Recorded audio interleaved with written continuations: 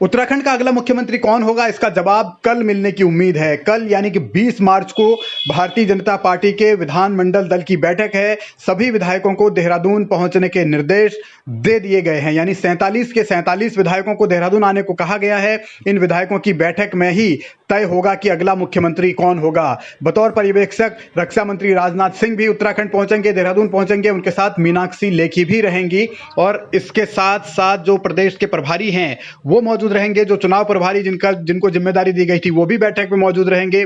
BJP के दूसरे senior नेता भी इस बैठक में मौजूद रहेंगे और तमाम बड़े नेताओं की मौजूदगी में ही नए मुख्यमंत्री के नाम का ऐलान भारतीय जनता पार्टी करेगी। तो चर्चाएं फिलहाल बहुत हैं, बहुत सारे चेहरे हैं जिनके नाम को लेकर अभी अटकलें लगाई जा रही हैं, दावेदारी की जा रही है अलग अलग नेताओं की ओर से भी। लेकिन आलाकमान की पसंद कौन है, इसकी तस्वीर कल साफ होगी। विधायकों की बैठक में है जो औपचारिकता ही होगी, क्योंकि आलाकमान की ओर से नाम फाइनल होने के बाद ही पर्यवेक्षक देहरादून पहुंचेंगे और औपचारिक बैठक के बाद उस नाम की घोषणा भी कर दी जाएगी। लेकिन बैठक से पहले अलग अलग तरीके की चर्चाएं चल रही हैं। निशंक और धामी की इस मुलाकात के भी अलग अलग मायने निकाले गए।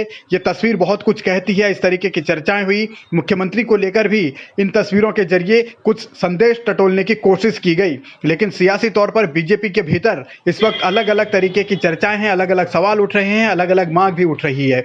महिला मोर्चा चाहता है कि पहली महिला मुख्यमंत्री हो। कुछ लोग ये भी चाहते हैं कि इस बार ब्राह्मण चेहरे को मुख्यमंत्री बनाया जाना चाहिए। रितु खंडूरी का नाम जरूर मुख्यमंत्री के तौर पर लिया जा रहा है, लेकिन उनके नाम पर आलाकमान सहमति देगा, इस तरीके की अभी बहुत सारे सवाल बने हुए हैं। इसके अलावा और भी नेता हैं जिनकी पैरोकारी अलग अलग तरीके से की जा रही है। अलग अलग पहलू, अलग अलग मजबूत पक्ष उनके बताए जा रहे हैं। अजय भट्ट हैं, रमेश पोखरियाल निशंक हैं ब्राह्मण चेहरे के तौर पर, अनिल बलूनी भी ब्राह्मण चेहरे के तौर पर मुख्यमंत्री के लिए उनकी भी पैरोकारी की जा रही है। लेकिन क्या आलाकमान उन्हें उत्तराखंड भेजने वाला है, अभी तक इस बात पर सिर्फ चर्चा ही हो रही है। हालांकि त्रिवेंद्र रावत ये कह चुके हैं कि दिल्ली दौड़ने से कुछ नहीं होगा, जो आलाकमान का ऑर्डर होगा वही मुख्यमंत्री बनेगा। यानी विधानमंडल दल की बैठक को त्रिवेंद्र रावत पहले ही औपचारिक बता चुके हैं। दूसरी ओर सुरेश भट्ट का नाम इस वक्त सबसे ज्यादा चर्चाओं में है और यह कहा जा रहा है कि मोदी और अमित शाह से उनकी करीबी, हरियाणा में सरकार लाने में उनका अहम रोल, बतौर संगठन महामंत्री उनको भी मुख्यमंत्री बनाया जा सकता है। इस तरीके की चर्चा है। बीते रोज जब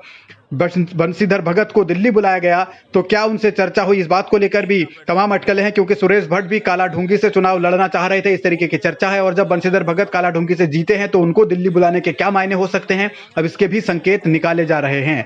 दूसरी ओर अहम चर्चा इसी बात को लेकर है कि पार्टी के भीतर धामी के नाम पर कितनी सहमति है, क्योंकि कुछ विधायकों ने जरूर सीट छोड़ने को लेकर कहा है। लेकिन जब पहली बार उन्हें कार्यकाल सौंपा गया था मुख्यमंत्री का, तब बहुत सारे विधायकों ने विरोध किया था और इस बार भी विरोध से इनकार नहीं किया जा सकता। तो सवाल ये कि मुख्यमंत्री कौन होगा, किसके चेहरे पर बीजेपी दांव लगाएगी, इसको लेकर अटकलें फिलहाल जारी हैं।